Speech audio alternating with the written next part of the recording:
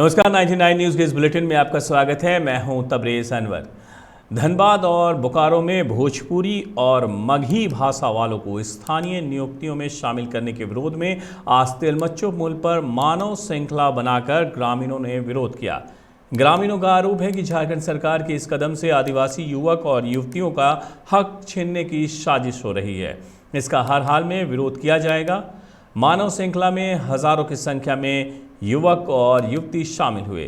सुबह से ही कई गांवों से लोगों का हुजूम निकला था।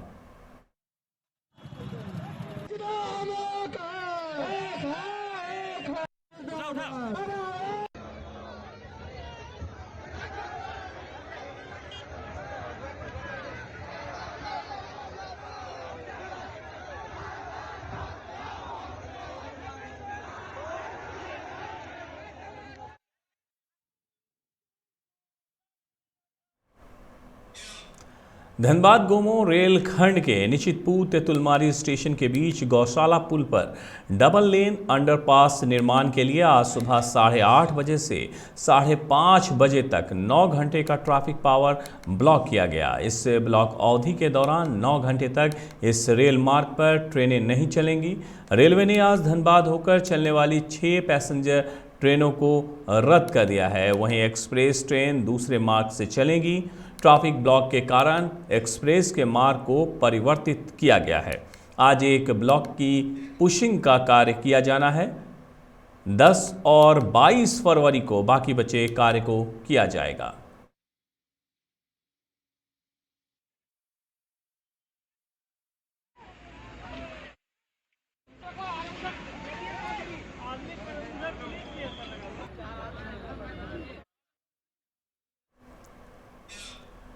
धनबाद के सिटी सेंटर के पास महात्मा गांधी के आदमकद प्रतिमा पर कई पार्टी के लोगों ने पुष्पांजलि कर पुण्यतिथि मनाई। इस मौके पर मुख्य समारोह में गांधी सेवा सदन में मनाया गया। यहां धनबाद जिला प्रशासन के अधिकारियों ने राष्ट्रपिता महात्मा गांधी की प्रतिमा के सामने खड़े होकर उन्हें नमन किया। गांधी सेवा सदन में जिला प्रशासन की तरफ से मुख्य समारोह का आयोजन किया गया। श्रद्धांजलि देते हुए वक्ताओं ने कहा, राष्ट्रपिता महात्मा गांधी हमारे बीच नहीं है, लेकिन उनके विचार हमेशा प्रेरित करते रहेंगे। गांधी जी के पुण्यतिथि पर जो आज ढकोसलेबाज राम का नाम ले रहे हैं, जो गांधी के हत्यारे थे, और आज हम लोग उस हत्यारों का पर्दाफाश कर रहे हैं कि ले राम भगवान का और कत्ल करे गांधी का। ऐसे लोगों के खिलाफ हम लोग आम जनता को एक करने के लिए झूठा नारा के खिलाफ आज गांधी जी के मार्ग को अपनाते हुए इस लक्ष्य की ओर हम लोग जाएंगे कि हिंदुस्तान में हिंदू, मुस्लिम, सिख, ईसाई सब हम लोग मिल के रहेंगे। 30 जनवरी है। पूरी दुनिया में आज गांधी जी की पुण्यतिथि मनाई जाती है और इनके संदेशों को अपनाने के लिए इस स्थल पर आकर के हम प्रेरणा लेते हैं और हमें ऊर्जा मिलती है। वर्ष भर फिर हम सत्य और अहिंसा के राह पर चलने में पैर नहीं डगमगाएं, इसके लिए हमें ये प्रेरणा मिलती है। मेरे लिए ये प्रेरणा स्थल है।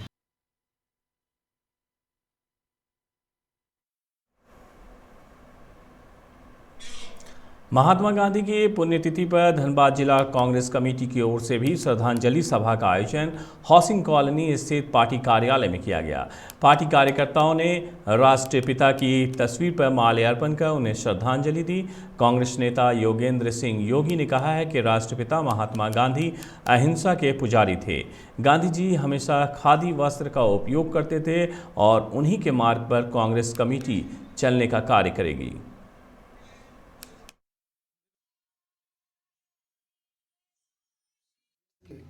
जो राष्ट्रपिता महात्मा गांधी का पुण्यतिथि हम लोग मना रहे हैं और यह जो देश है आज इन्हीं का देन है।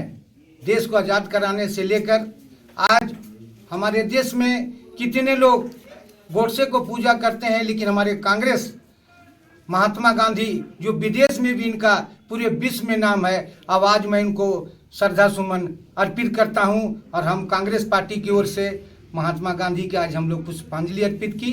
और हमारे साथ वरिष्ठ कांग्रेसी AICC सदस्य मस्तन महतो जी हैं, राजेश्वर सिंह यादव हैं, जिला परिषद के सदस्य अशोक बाबू हैं और सभी इस अवसर पर उपस्थित हैं। और हमारे प्रदेश प्रभारी भी आए हुए हैं, सभी लोग रांची भी गए हुए हैं और जो लोग हमारे सीनियर लीडर हैं यहाँ पर प्रस्तुत हैं।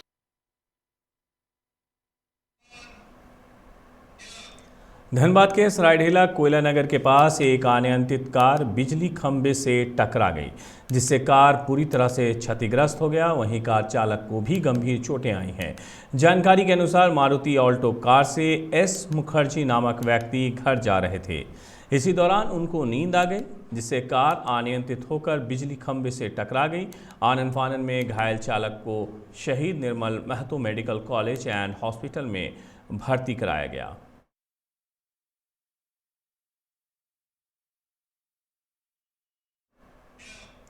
निरसा के देवियाना मोड़ के नज़दीक बस्ती में हथियारों से लैस दर्जनों की संख्या में चोरों ने गुलगुलिया समाज के कुछ लोगों के आवासों में तोड़फोड़ करते हुए मारपीट कर जमकर उत्पात मचाया है, जिसमें एक युवक अरविंद गुलगुलिया पूरी तरह से घायल बताए जा रहे हैं।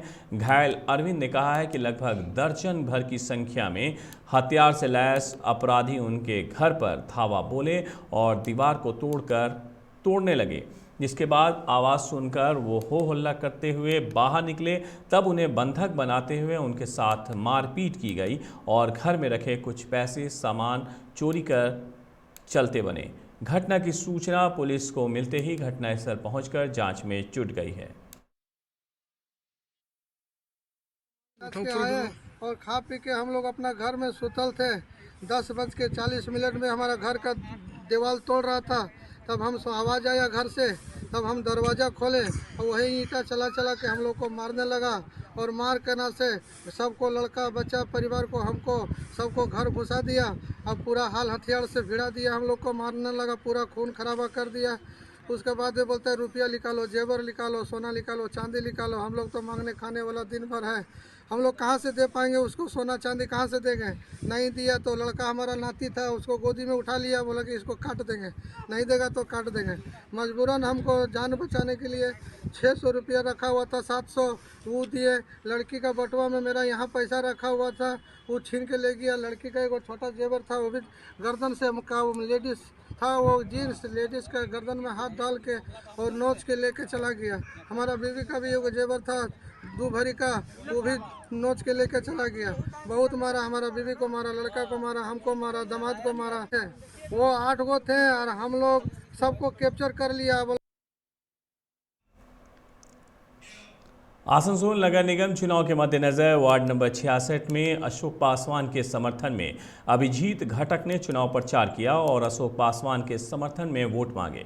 उन्होंने कहा कि ममता बनर्जी द्वारा पूरे इलाके में विकास कार्य किया गया है। पार्टी ने जिसे भी टिकट देकर उम्मीदवार बनाया है, हम सभी को उसका भरपूर सहयोग करते हुए उसे जीत दिलाना है। पासवान को भारी मतों से जिताना है। साथियों, आप लोगों से ये निवेदन करना चाहूंगा, ये प्रार्थना करना चाहूंगा, कुछ भी कॉर्पोरेशन का काम हो। कुल्टी के 65 नंबर वार्ड में कुल्टी विधायक डॉक्टर अजय कुमार पोद्दार ने पार्टी कार्यालय का उद्घाटन किया। उन्होंने कहा है कि वार्ड 65 में बीजेपी बहुत मजबूती के साथ चुनाव लड़ रही है और जनता के प्यार मिल रहा है।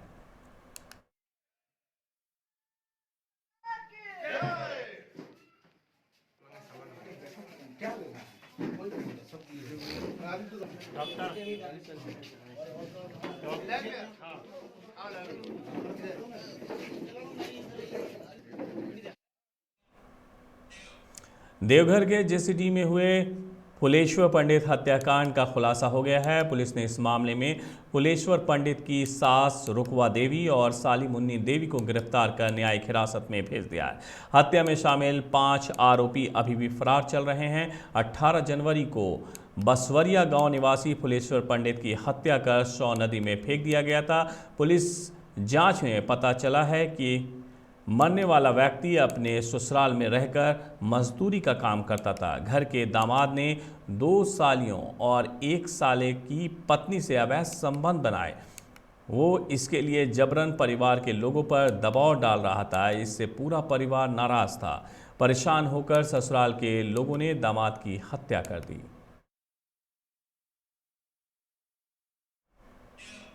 दुमका के शिकारीपाड़ा में दर्दनाक हादसा हुआ है। मलूटी बाकीजोर गांव के एक घर में शनिवार की रात आग लगने से एक महिला की जलकर मौत हो गई।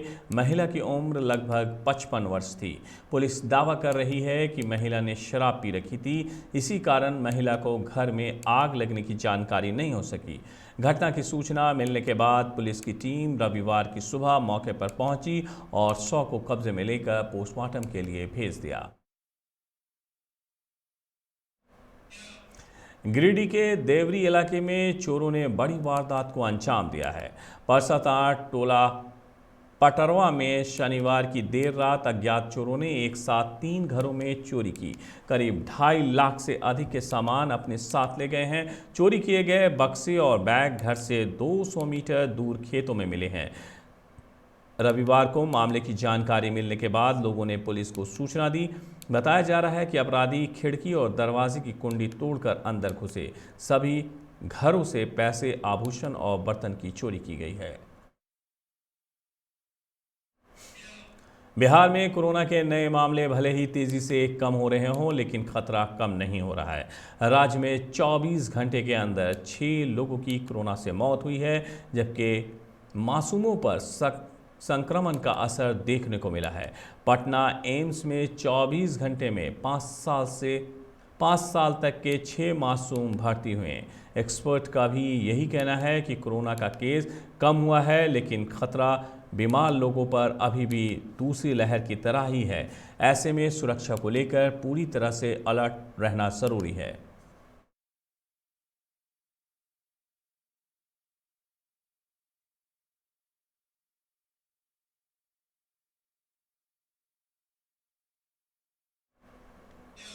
मौसम विभाग ने पटना सहित राज्य के 33 जिलों में कोल्ड डे के अलर्ट किया है।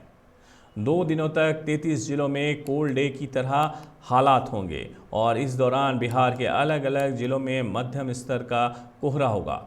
मौसम विभाग ने ठंड के इस मौसम में सेहत को लेकर लोगों को अलर्ट किया है। 15 किलोमीटर प्रति घंटे की रफ्तार से चल रही हवाएं। मौसम विभाग के मुताबिक राज्य में शुष्क और पहाड़ की तरफ से आने वाली ठंडी हवाओं की रफ्तार 10 से 15 किलोमीटर प्रति घंटे से चल रही है। बिहार के नेता प्रतिपक्ष तेजस्वी प्रसाद यादव ने कहा है कि बिहार में विधान परिषद सदस्य के चुनाव को लेकर कांग्रेस से समझौता नहीं हुआ है और राजद ने सभी 24 उम्मीदवार तय कर दिए हैं।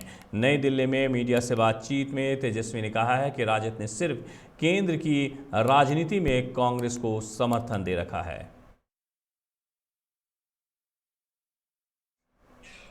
बिहार विधान परिषद की स्थानीय निकाय कोटे की 24 सीटों के लिए होने वाले चुनाव में भाजपा जनता दल यूनाइटेड के बीच सीटों का बंटवारा हो गया है। जनता दल यूनाइटेड 11 और भाजपा 13 सीटों पर अपने उम्मीदवार उतारेंगी। हालांकि भाजपा अपने कोटे में से एक सीट रालोजपा को देगी। भाजपा ने अपनी sitting Madhubani seat Janata Dal United के लिए छोड़ दी है। बदले में उसके हिस्से में वैशाली की सीट आई है, जिसे उसने रालोजपा को दे दिया है।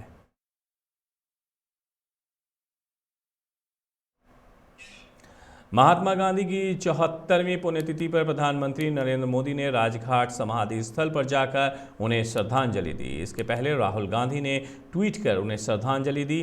राहुल गांधी के पसंदीदा भजन रघुपति राघव राजा राम और चश्मे वाली फोटो शेयर करते हुए लिखा, एक हिंदूवादी ने गांधी जी को गोली मारी थी। सब हिंदूवादियों को लगता है कि गांधी जी नहीं रहे। जहां सत्य है वहां आज भी बापू जिंदा है।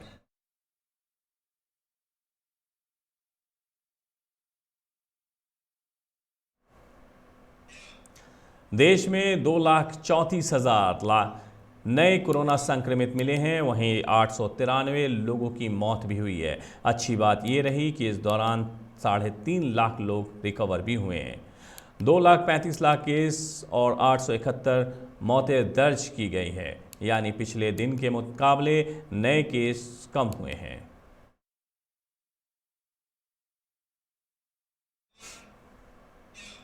कनाडा में कोरोना वैक्सीन की अनिवार्यता के खिलाफ जोरदार प्रदर्शन हो रहा है। कनाडा के प्रधानमंत्री जस्टिन ट्रूडो और उनके परिवार के लोग घर छोड़कर किसी गुप्त जगह पर चले गए हैं। दरअसल हजारों ट्रक ड्राइवर और अन्य प्रदर्शनकारी राजधानी शहर में इकट्ठा हो गए हैं और पीएम ट्रूडो के आवास को घेर लिया है। ट्रक ड्राइवर्स ने अपने करीब 70 किलोमीटर लंबे काफिले को फ्रीडम कॉन्वॉय नाम दिया है।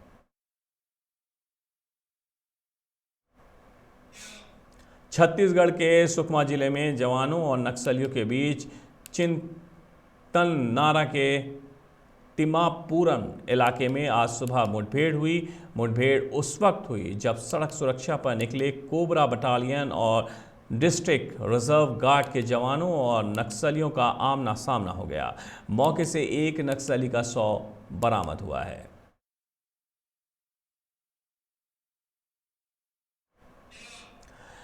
नाइन्टी9 न्यूज़ के इस बुलेटिन में मेरे साथ इतना ही। धनबाद और आसपास की बाकी खबरों के लिए बने रहिए 99 न्यूज़ के साथ। नमस्कार।